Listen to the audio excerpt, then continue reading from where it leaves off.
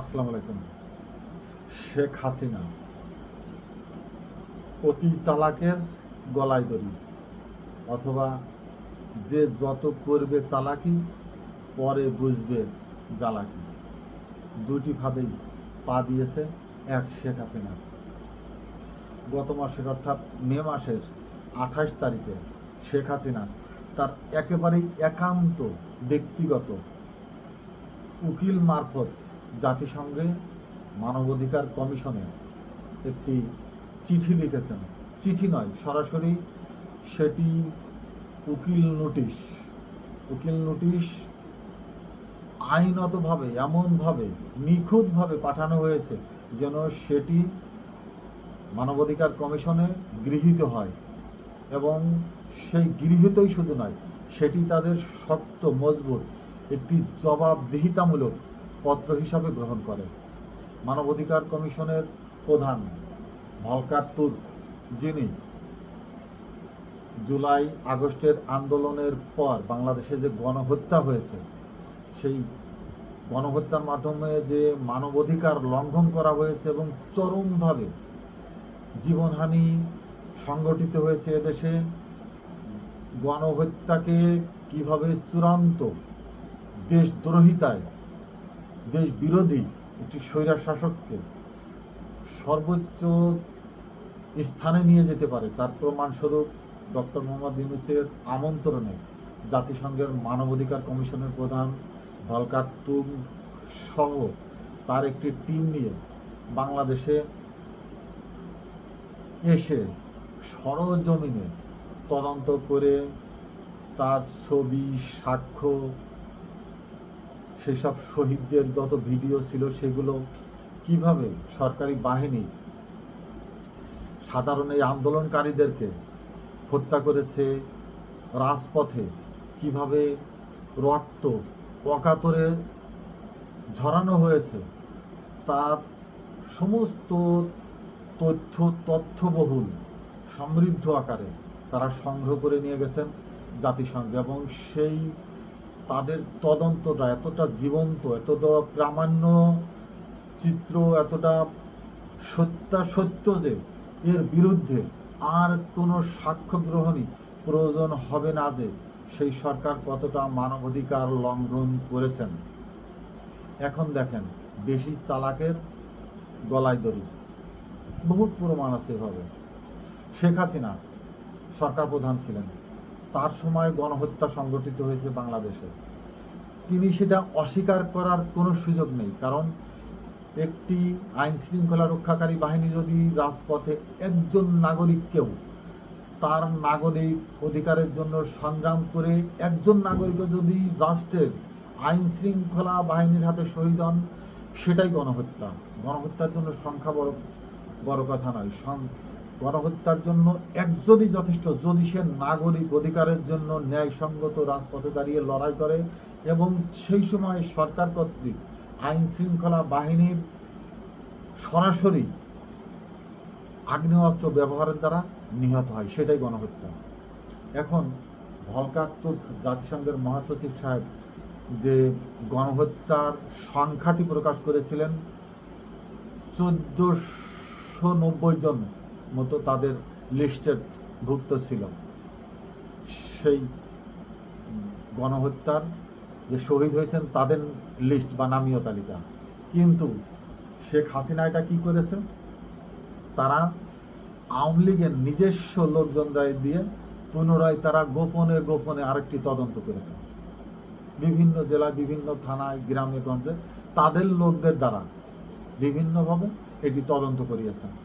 তদন্ত করে শেখ হাসিনা 28শে মে 2026-এ জাতিসংঘের সেই মানবাধিকার কমিশনে তার উকিল দ্বারা একটি উকিল নোটিশ করিয়েছেন যে 1490 জন নয়, মৃত্যুর সংখ্যা 800+, 860 অথবা 70 এই ধরনের একটি সংখ্যা, এই মুহূর্তে আমার মেমোরিতে নাই, কিন্তু 800+ আন্দোলনে শহীদ হয়েছে।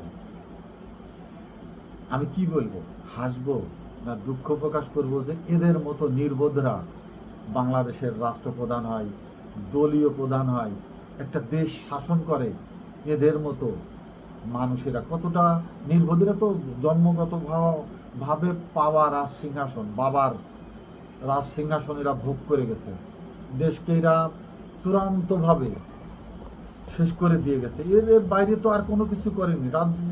রাষ্ট্র শাসন বা রাষ্ট্রের ক্ষমতায় থাকার যে নাগরিক যে দায় দায়িত্ব থাকে তাদের উপর, সেই জিনিসটাই তো এরা বোঝে না। এরা রাজনীতি বলতে ধরো মারো খাও, অর্থ কামাও, সাম্রাজ্য গঠন করো, আর মানুষকে খুন করো, হত্যা করো, তাদের কণ্ঠ রোধ করো, তাদের বিবেককে অচল করে দাও, তাদেরকে কৃতদাসের মতো যতটা পারো সেভাবে লাঙলে চড়িয়ে চোখ বেঁধে ঘুরিয়ে নিয়ে বেড়াও। নাগরিকরা যেন সচেতন না হয়, সজাগ না হয়, বুঝে ওঠার আগেই তাকে শেষ করে দাও। এর ভিতরে তো না হলে সে, আমি এর আগে বলেছি যে একজন নাগরিকও যদি গণহত্যার শিকার হয় সেটিও মানবাধিকার লঙ্ঘন। 1490 জন বা 860 জন যেটাই হোক না কেন, সংখ্যা বড় কথা নয়। বড় কথা হলো যে বাংলাদেশে গণহত্যা হয়েছে শেখ হাসিনার সময়, এবং তিনি তখন প্রধানমন্ত্রী ছিলেন, এবং তিনি দীর্ঘ সময় ধরে এদেশেই মানবাধিকার লঙ্ঘন করে গেছেন ক্রস ফায়ারের নামে, তার দলীয় ক্যাডারদের দিয়ে, তার গুপ্ত বাহিনী দিয়ে, যারা সশস্ত্র বাহিনীর ভিতরেই তার নিজস্ব বাহিনী ছিল গুপ্ত হিসাবে, সেই বাহিনীকে দিয়ে এবং সরাসরি বাহিনীগুলোকে ব্যবহার করে অকাতরে দেশের সাধারণ মানুষকে, অগণিত মানুষকে, যারা নাগরিক অধিকার চেয়ে কথা বলেছিল, নাগরিক অধিকার চেয়ে রাজপথে এসেছিল, যারা মানুষের স্বাধিকার চেয়ে সরকারের বিরুদ্ধেই কথা বলেছিল, কারণ সরকার সম্পূর্ণই ছিল অনির্বাচিত, অপকৌশলে নিজেদেরকে রাষ্ট্র ক্ষমতায় নেওয়া, পরিশেষে সে নিজেই স্বৈরা শাসক হয়ে যাওয়া। এই স্বৈরা শাসকের বিরুদ্ধে নাগরিকদের কথা বলাটাই ন্যায্য ছিল, আর যারা নিশ্চুপ ছিল, কথা বলেনি, তারাই ছিল সেই স্বৈরা শাসকের দোষর। অতএব যারা কথা বলেছিল তারাই দেশপ্রেমী, যারা আন্দোলনে গিয়েছিল তারাই দেশপ্রেমী, যারা সংগ্রাম করেছে তারাই এদেশের প্রকৃত দেশপ্রেমিক নাগরিক, দেশপ্রেমিক মানুষ। আর যারা শহীদ হয়ে গেছে তারাই এদেশের বীরশ্রেষ্ঠ সন্তান। কারণ একটি স্বৈরা শাসককে তাড়িয়ে দিতে, উৎখাত করতে যথার্থ সংগ্রামের মাধ্যমে তারা শহীদ হয়ে গেছেন। তাদেরকে এদেশের সূর্য সন্তান হিসাবে স্বীকৃতি দিতেই হবে। তাদের জীবনের যে সোনালী ক্ষণ তারা হারিয়ে ফেলেছে, তার সম্মান এদেশের মানুষকে, এদেশের নাগরিককে দিতেই হবে। তার ক্ষতিপূরণ সেই পরিবারগুলোকে দিতেই হবে, এর কোনো বিকল্প নেই। যাকে আমি যেটা নিয়ে বলছিলাম, শেখ হাসিনা যে নিজেকে অতি বেশি চালাক মনে করে, অতি বেশি দেশপ্রেমিক মনে করেছে, অতি বেশি দেশের মানুষের ভালোবাসা দেখাতে গিয়ে তিনি যে অপকর্মটি করে গেছেন, তার অনেক উপায় ছিল সেটিকে ইগনোর করার, কিন্তু তিনি এমন একটি ফাঁদে পা দিয়ে ফেলেছেন। তিনি চ্যালেঞ্জ করতেন যে সরকারের ভূমিকা ছিল না বা অন্য কোনোভাবে, কিন্তু তিনি মৃতের সংখ্যা কমিয়ে এনে কি প্রমাণ করতে চেয়েছেন? কমিয়ে এনে হলেও তো তিনি সেই 800+ বা 860 জন শহীদের জন্য দায়ী। যে সংখ্যাটা তিনি মনে করেন শহীদ হয়েছেন, সেই সংখ্যাটার জন্যই তো তিনি দায়ী। তার সরকারি থাকা অবস্থায় এই হত্যাকাণ্ড সংঘটিত হয়েছে।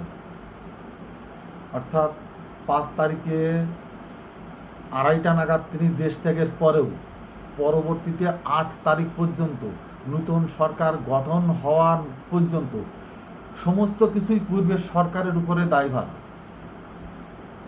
অর্থাৎ থানাতে যেসব পুলিশ মারা গেছেন, অস্ত্র লুণ্ঠন হয়েছেন, বিভিন্নভাবে দেশে যে ক্ষয়ক্ষতি হয়েছে, এর সমস্ত কিছুই তাকে বহন করতে হবে। অর্থাৎ তার কৃতকর্মের ফসলই মানুষের ক্ষোভের ফসল। অর্থাৎ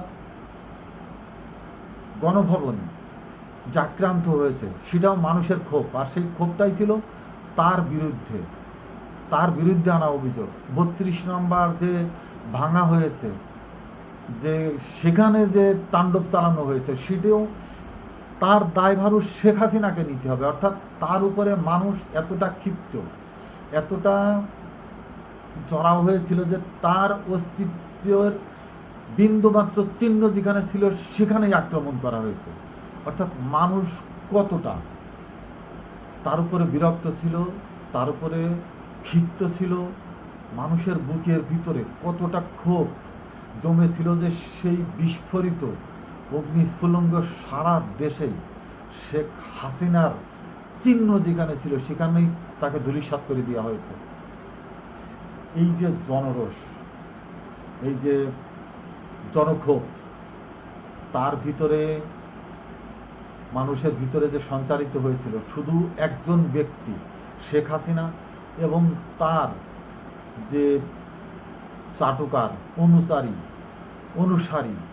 এবং তার তকলিবাহক চামচা পা চাটা কুকুর যারা ছিল, পুরা সেই গোষ্ঠীর উপরেই এদেশের মানুষ খেপেছিল। কিন্তু তৃণমূলের মানুষ এখনো দেশে স্থিতিশীল আছে। শেখ হাসিনা বারবার আহ্বান করেছে তাদেরকে বিভিন্নভাবে আন্দোলনে নামবার বা তাদেরকে শক্তি গুছিয়ে, মনোবল গুছিয়ে তাদেরকে আবার রাজপথে আনবার। কিন্তু তারা তো ইতিমধ্যেই বুঝে গেছে যে ধন সম্পদ কোথায় কাদের হাতে সঞ্চয়িত হয়েছে, এবং সেই ধন সম্পদ শেখ হাসিনা স্বয়ং নিজে বাংলাদেশের বিমানে করে ভারতে নিয়ে কাদের হাতে তুলে দিয়েছে। যে অর্থ শেখ হাসিনা ভারতের হাতে তুলে দিয়ে গেছে, অন্তত 5 বছরের বাজেটের অর্থ বিভিন্নভাবে সে ভারতকে উপহার স্বরূপ গিফট করেছে, শুধু তার জানের নিরাপত্তার জন্য। তাহলে এদেশে যে হাজার কোটি আওয়ামী লীগের নেতাকর্মী, তাদের প্রাণ রক্ষার জন্য ভারত কি এতটা অবদান রেখেছে? ভারত কি কখনো বলেছে যে ঠিক আছে বাংলাদেশের জনগণ, তোমরা বা আপনারা যার উপরে রাগান্বিত ক্ষিপ্ত ছিলেন আমি তাদেরকে নিয়ে আসছি আমাদের দেশে, কিন্তু এই দলের যারা সাধারণ নাগরিক, সাধারণ কর্মী, আমরা অনুগ্রহ করব আপনারা তাদের জানমালের উপরে কোনো ধরনের আক্রমণ করবেন না, ক্ষয়ক্ষতি করবেন না। আপনারা বাংলাদেশের নাগরিক, আমাদের সম্মানের চোখে আপনাদেরকে দেখি, আপনারা সম্মানের সাথে আপনাদের দেশকে পুনর্গঠন করুন, সরকার গঠন করুন, আপনারা আপনাদের ইচ্ছা অনুযায়ী সরকার গঠন করে দেশ পরিচালনা করুন, আমাদের সেখানে সমর্থন থাকবে। আওয়ামী লীগ বলে বা শেখ হাসিনা বলে আমাদের ভিতরে কোনো দুর্বলতা প্রকাশ পায় না, পাবে না। কোনো ধরনের কোনো বিবৃতি ভারত দেয়নি, বরঞ্চ তারা বারবার এটাই বলতে চেষ্টা করেছে শেখ হাসিনাকে অবৈধভাবে একদল সন্ত্রাসীরা ক্ষমতাচ্যুত করেছে এবং তাকে ভারতে পাঠিয়ে দেওয়া হয়েছে। তাহলে সাধারণ আওয়ামী লীগাররা কী বুঝছে? একজন মানুষকে ঘিরে ভারতের যে আয়োজন, ভারতের যে সংগ্রাম, ভারতের যে প্রতিরক্ষামূলক ব্যবস্থা, শুধু শেখ হাসিনা বা শেখ পরিবারকে নিয়ে তাদের যত দহরম মহরম, তাদের যত রাজনৈতিক কূটকৌশল এদেশের সাধারণ মানুষকে নিয়ে নয়, বা এদেশের অন্য কোনো আওয়ামী লীগকে নিয়ে নয়। যাক, যেটা নিয়ে আমি শুরু করেছিলাম, শেখ হাসিনার সেই ভলকার তুর্কের কাছে পাঠানো আবেদন, ভলকার তুর্ক সেটি দাপ্তরিকভাবে গ্রহণ করেছেন, দাপ্তরিকভাবে সেটি সিন করেছেন। তাতে কি আসে যায়? মৃত্যুর সংখ্যা কম, কিন্তু গণহত্যা শেখ হাসিনা অস্বীকার করেনি। হয়তো শেখ হাসিনা মানবাধিকার, শেখ হাসিনার একটি রায়ে মাত্র ফাঁসি হয়েছে, আরও এ ধরনের প্রচুর মামলা তার নামে রয়ে গেছে। অনেকেই বলবার চেষ্টা করেছেন যে এগুলো রাজনৈতিক মামলা, তারেক জিয়ার নামে ছিল বা বিএনপির অনেক দলীয় নেতাকর্মীদের নামে ছিল। সময় সাপেক্ষে সেগুলো তুলে নেওয়া হয়েছে বা রাজনৈতিক মামলা হিসাবে। শেখ হাসিনার নামে ওই মৃত্যুদণ্ড বা এই মামলা কিছুই টিকবে না, থাকবে না। তাদের জন্য আরেকটি সুখবর আমি বলে দিই, আমরা, আমাদের মতো বুড়ারা, আমরা কিছু করে যেতে পারিনি, কিন্তু আমাদের সমর্থন ছিল, মনোবাসনা ছিল, কামনা ছিল, ভিতরে এক ধরনের উচ্ছ্বাস, উদ্দীপনা ছিল, এক ধরনের চেতনা বোধ ছিল যে আমরা থাকতে থাকতে একটি প্রজন্ম বাংলাদেশের মাটিতে জন্ম নিক, বাংলার রাজপথে একটি নূতন প্রজন্ম উঠে আসুক, তাদের গর্জনে এই যে 55-56 বছর ধরে বাংলাদেশের যে রাজনৈতিক কালচার তৈরি হয়েছে, এর বিরুদ্ধে কথা বলুক। এর বাইরে এসে একটি শক্তি, এমন একটি শক্তির উদ্ভাবন হোক যারা চিরচারিত নিয়মের রাজনীতির ধারাকে ভেঙে চুরমার করে দিয়ে নতুন ধারার রাজনীতি বাংলাদেশে প্রতিষ্ঠিত হোক। যেন সেই রাজনীতির ছেলেদের হাত ধরে বাংলাদেশ সিঙ্গাপুর হোক, মালয়েশিয়া হোক বা ইউরোপিয়ান কান্ট্রির যে কোনো একটি রাষ্ট্রের মতো রাষ্ট্র গঠিত হোক। ভাগ্য ভালো আমরা দেখে যেতে পেরেছি। তাদের জন্য এই সুখবরটি দেই যে আর কখনো গণহারে মামলা হবে না। কোনো কিছু হলেই আর কখনো একটি সেই রাজশাহীর চাঁদ মিয়ার মতো সে বক্তৃতা দেশে রাজশাহী কেস হচ্ছে আমাদের মাগুরায়, এই 64 জেলা মিলে আর ওই ধরনের উচ্ছিষ্ট মামলার জন্ম নেবে না বাংলাদেশে। মামলা যেটি হবে পারফেক্টলি সেখানেই হবে, তার নাম হবে, সেটি বিচারাধীন অবস্থায় বিচার হবে, তার রায় ভোগ করতে হবে। রাজনৈতিক মামলা হিসাবে বাংলাদেশে আর কোনো মামলা প্রত্যাহার হবে না। শুনে রাখেন, বিএনপির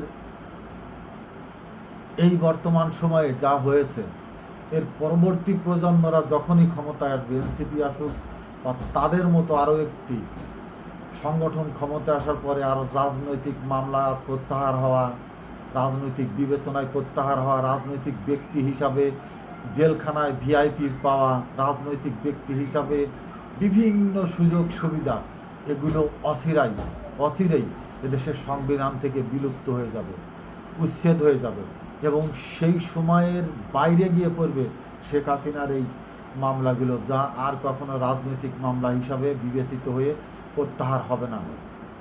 শেখ হাসিনার মামলাগুলো ওই স্বৈরা শাসক, মানবাধিকার, গণহত্যা, খুনি, অপশাসক, যতগুলো ব্যাখ্যায়, যতগুলো